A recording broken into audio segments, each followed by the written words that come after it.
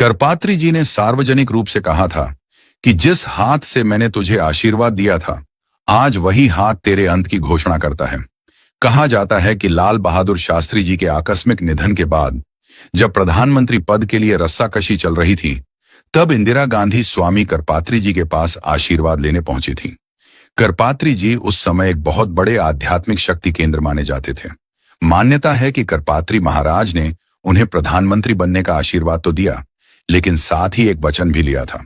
उन्होंने कहा था कि प्रधानमंत्री बनने के बाद तुम्हें देश में गोवंश की हत्या पर पूर्ण प्रतिबंध लगाना होगा।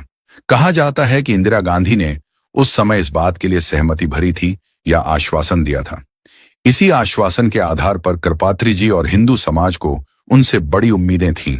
जब इंदिरा गांधी प्रधानमंत्री बन गईं और काफी समय बीतने के बाद भी उन्होंने गोवंश वध पर प्रतिबंध नहीं लगाया, तो करपात्री महाराज को लगा कि उनके साथ विश्वासघात हुआ है।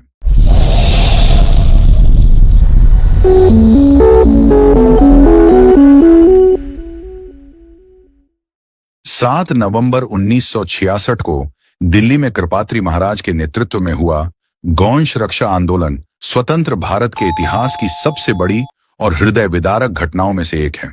इसे संसद भवन के सामने नरसंहार के रूप में भी जाना जाता है। कृपात्री महाराज और सनातन धर्म के विभिन्न संप्रदाय, साधु संत मांग कर रहे थे कि भारत में गोवंश हत्या पर पूर्ण प्रतिबंध लगाया जाए। उनका तर्क था कि जिस देश की आत्मा गाय में बसती है, वहां गोवध कानूनन अपराध होना चाहिए। कार्तिक शुक्ल अष्टमी गोपाष्टमी के दिन दिल्ली के संसद भवन के बाहर लाखों की संख्या में साधु संत और गोभक्त जमा हुए। इस भीड़ का नेतृत्व स्वामी कृपात्री जी महाराज और जगतगुरु शंकराचार्य कर रहे थे। जब भीड़ संसद की ओर बढ़ी, तब तत्कालीन इंदिरा गांधी सरकार के आदेश पर पुलिस ने निहत्थे साधुओं और प्रदर्शनकारियों पर पहले लाठीचार्ज किया और फिर सीधी गोलीबारी शुरू कर दी।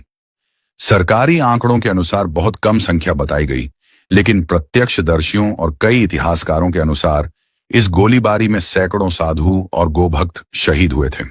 संसद के सामने की सड़क खून और गेरुआ वस्त्रों से भर गई थी।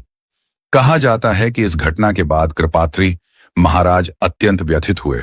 जनश्रुतियों और उनके समर्थकों के बीच यह चर्चा अक्सर होती है कि उन्होंने इंदिरा गांधी को श्राप दिया था कि जिस तरह तुमने निर्दोष गोभक्तों और साधुओं पर गोलियां चलवाई हैं, तुम्हारा अंत भी गोलियों से ही होगा।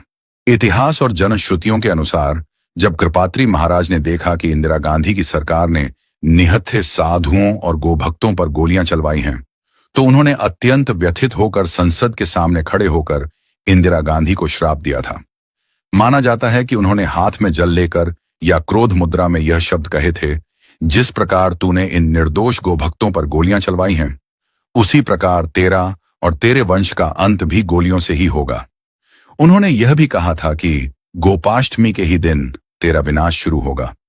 जिस दिन इंदिरा गांधी की हत्या हुई, उस दिन भी गोपाष्टमी थी।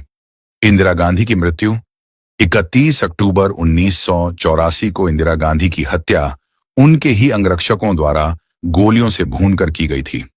इंदिरा गांधी के छोटे बेटे संजय गांधी की मृत्यु एक विमान दुर्घटना में हुई। 1991 में राजीव गांधी की हत्या एक बम धमाके में हुई। ये जानकारी इन पुस्तकों से ली गई है। धर्म सम्राट स्वामी कृपात्री, लेखक श्रीधर शास्त्री। इस पुस्तक में कृपात्री महाराज के राजनीतिक दल राम राज्य परिषद और उनके इंदिरा गांधी के साथ संबंधों का उल्लेख है। 1966 के उस श्राप का विवरण, जिसमें उन्होंने गोपाष्टमी के दिन अंत की बात कही थी, इस पुस्तक के मुख्य अध्यायों में से एक है। महाराज श्री की अनन्य निष्ठा, कृपात्री जी की जीवनी। यह स्वामी कृपात्री जी महाराज के जीवन पर आधारित सबसे प्रामाणिक आध्यात्मिक ग्रंथों में से एक है। इस पुस्तक में 7 नवंबर 1966 के उस खूनी दिन का विस्तार से वर्णन है।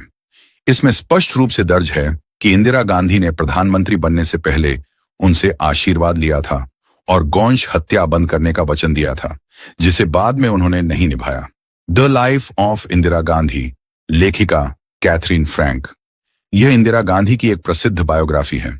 हालांकि एक विदेशी लेखिका होने के नाते उन्होंने श्राप को एक अंधविश्वास या जनश्रुति के रूप में देखा है, लेकिन उन्होंने इस बात की पुष्टि की है कि 1966 का great cow slaughter agitation Indira Gandhi के राजनीतिक करियर की सबसे बड़ी चुनौती थी और साधु संतों में उनके प्रति बहुत गहरा आक्रोश था। संसद के सामने नरसंहार। लेखक मनमोहन शर्मा।